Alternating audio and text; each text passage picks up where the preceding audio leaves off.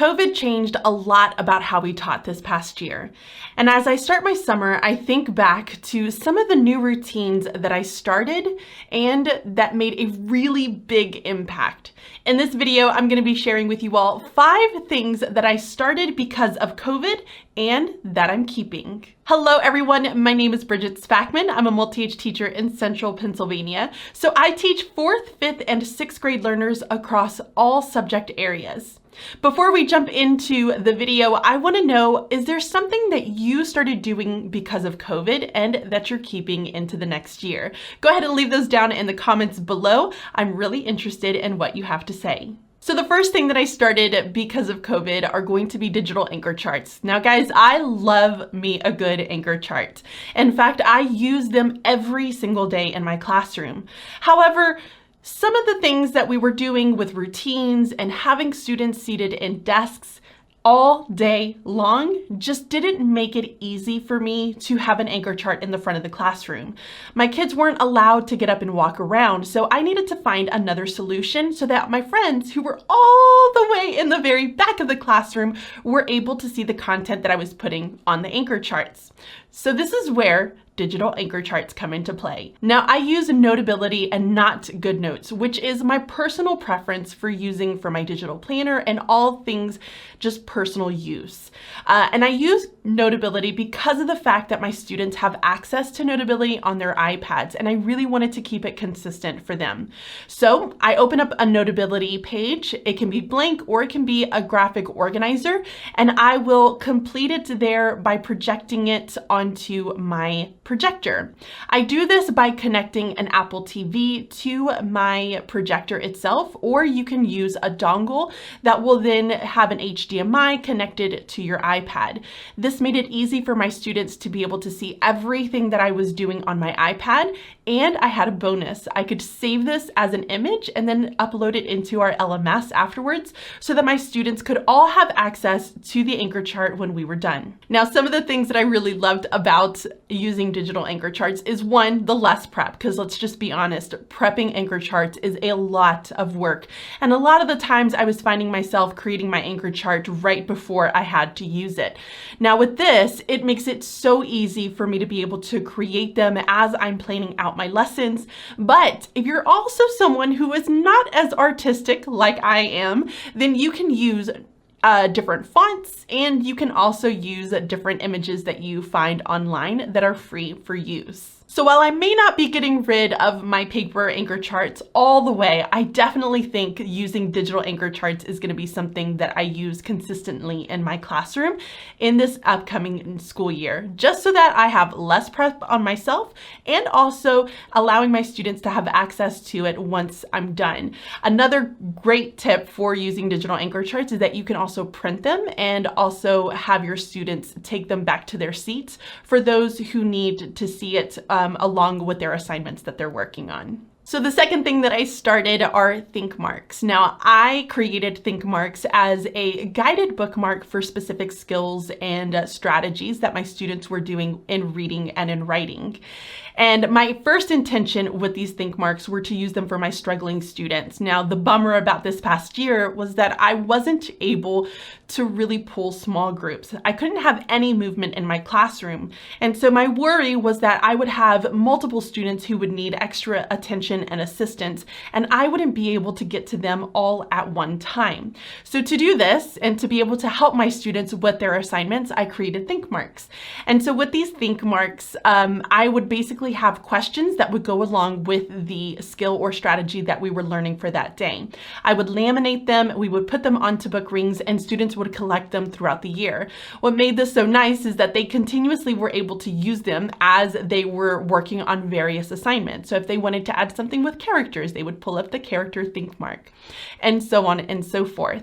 Now, my original intention was to do this for only my struggling learners, but then I decided at the last minute to go ahead and give them to all of my students. So I modeled my lesson using the Thinkmark to help me fill out my graphic organizer, and my students would keep them inside of a pouch that we called their learning toolkit. And this stayed in their desk all year long. So as they worked on these assignments, my students would pull them out, And my students who were really struggling would help use this as a guide to help them complete the assignments that they were working on. This freed me up to be able to meet with students individually without the needed pressure of I have to get to everybody all at once so that they're working on the assignment that they need to complete that day. For my students who didn't necessarily need Thinkmarks, this was a really great kind of post-check on their assignment. They would take it out and they would just ensure that they had all of the elements that they needed to include before they submitted the assignment at the very end. Now, what I love about Thinkmarks is that it really showed how Thinkmarks were able to help my students with their quality of work. Filling out graphic organizers, especially a compare and contrast, is incredibly challenging. So to get my students to go beyond just giving me 1 or 2 responses, they use the guided Thinkmarks to help them really kind of flush out everything that's going on in their brain, because they have a lot to say, to be honest. And so I loved the quality of work that they were able to do, but I also loved that students could use Thinkmarks as I was going around and meeting with them. This could kind of get them started without me feeling like I had to pull everybody all at once. So next year, I'm definitely going to continue using Thinkmarks. I may not have it to where they all have one individually as we're going back into more of a regular-ish school year, but I might have some that are posted in my classroom that students can go and access as they need to complete their assignments.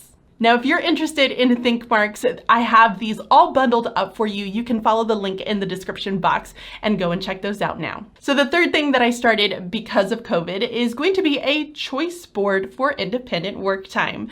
Now, I love me some really good quiet music for relaxing and completing independent work time. One, it makes me just kind of feel relaxed and at peace while my students are working, but it's also a really great way to manage the volume that's in my classroom. I tell my students I need to be able to hear the music so you can still talk and collaborate with one another, but if your voices go beyond my music, then we're gonna have to eliminate talking altogether. So it was a nice just checker for my kids, and by the end of the school year, they all really, really loved the different music options that I put out there. Harry Potter was my favorite by far.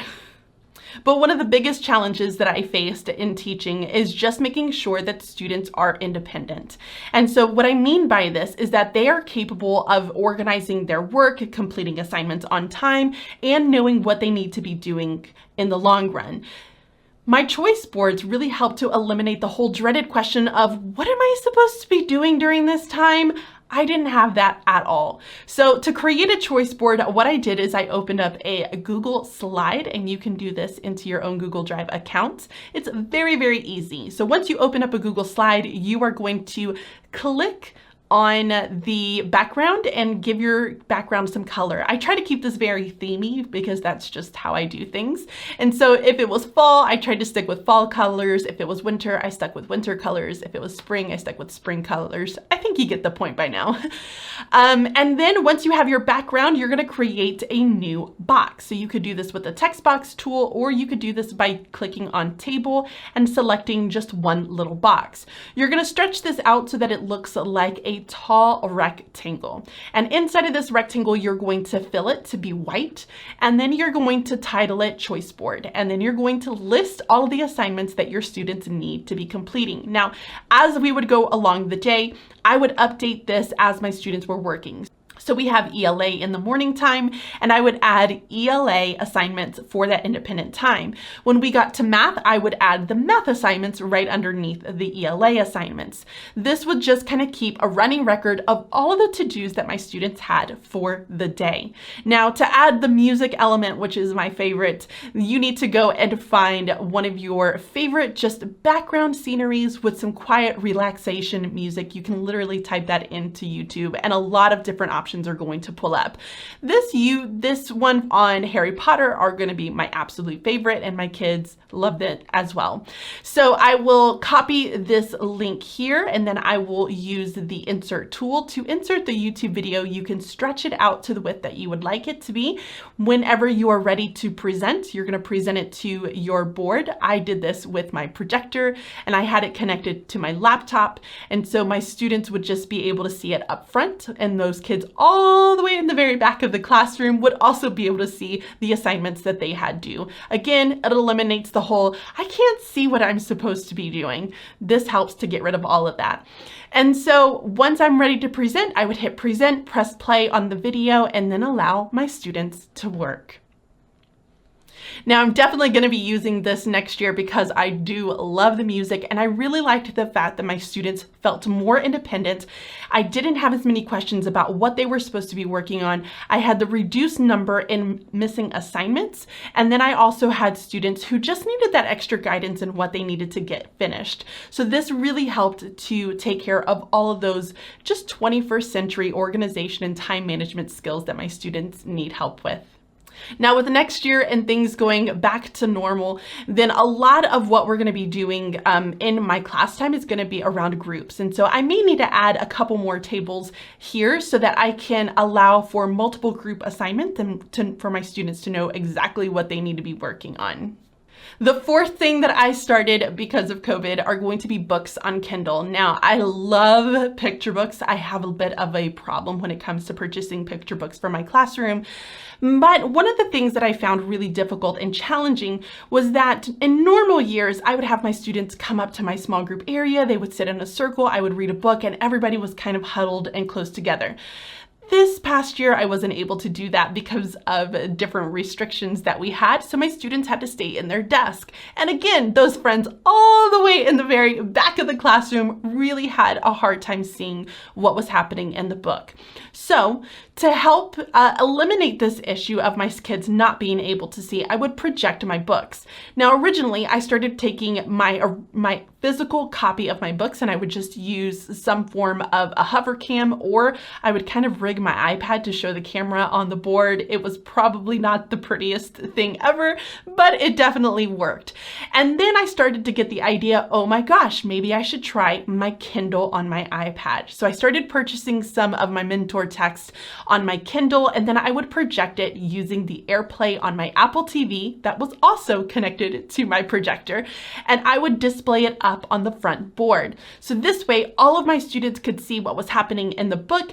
And extra bonus feature here is that you can click on the text and it'll make it just a little bit bigger so that students can also try and follow along. Now, what I love about this is that, again, it helps to accommodate the needs of those students that were seated all the way in the very back of the classroom, but I was also able to purchase books at a really cheap discount. So when you buy things on Kindle, a lot of times the prices are reduced, and I also didn't have to deal with clutter. Finding text was a lot easier, and for some of those books that are harder to find on a paper copy, it made it really easy for me to find it on my Kindle device. So I loved this idea, and this is definitely something that I'm going to be keeping into the next year. I am very fortunate because I have a TV that's in my small group area, and so when I have small group next year, I'm going to just project it using my Apple TV, so that way my students can see it when I'm reading there as well. So the final thing that I started this past year because of COVID is going to be assignments on my Schoology calendar. Now, I know not everyone has Schoology, but you can definitely look into your LMS and see if you have this feature. A lot of LMSs will have some format of a calendar that is connected to your course, and that will display different events, or it'll have when assignments are coming up due. So one of the issues that I really wanted to try and prepare for as much as possible going into last school year was the cases where students would have to be quarantined, or if they got sick and they were going to have to be home for quite a long period. Trying to catch students up over a 2 or 3 week period just seemed unreasonable. And so one of the ways that I wanted to combat this was to create an area in my calendar where my students would be able to go and check on what assignments were going to be due, and also if we had any links for Zoom meetings. This would be in those rare cases when we had to stay home and maybe work from home. Students will know exactly where to go to find the assignments and the links every single day. I wanted to build a routine and the consistency very early on in the school year so that I never had the questions of, where do I find this? What am I supposed to be doing when students were at home, I wanted to eliminate that completely. So even if we were in school, I still had all of my assignments and all of my links in this one place. Now, what I loved about this is that one, it helped to develop that consistency, and it was very easy for me to create. So within my own Schoology calendar, I would create an event. Within this event, I would place our schedule, or I would put the different assignments that were coming up due. But what I really loved about it is that Schoology also allowed me to create links. So I could add a hyperlink to any of the words within it that could lead directly to the assignments that my students needed to complete. This made things very easy, especially for those students who had a little bit more trouble trying to navigate the Schoology course and find all of the assignments that they needed to find. I also really liked that it was consistent for my families. So all of my parents knew exactly where to look. They all had an idea of what we were doing every single day in class and what was due for each of my students. So this helped to eliminate a lot of the emails that I would get from families as far as what is my child missing, or what do they need to be working on, because it was always in the exact same spot. Next year, I will definitely be keeping this in my Schoology calendar. I just loved the fact that it really helped to build that consistency across with my families and communicating with them on what we are doing inside of the classroom, but it also held my students responsible. I had kids who were coming in every single day, checking the Schoology calendar to see exactly what they needed to get done for that day, and they just felt a level of independence. And so to help kind of build some of that independence and help them also organize how they were kind of structuring their days and times, this was a really great feature to be able to use. So definitely take some time, look into your LMS and see if this is something that you can also begin to incorporate into your calendars. So that is it, guys. Those are the 5 things that I started because of COVID this past year, but I intend on keeping them the next school year. Let me know what was your favorite, or if you have something that you've done in your own classroom this past year that you really enjoyed and will be keeping into the next school year. I'd love to know. Thank you all so much for watching, and I will check you all out next time. Bye.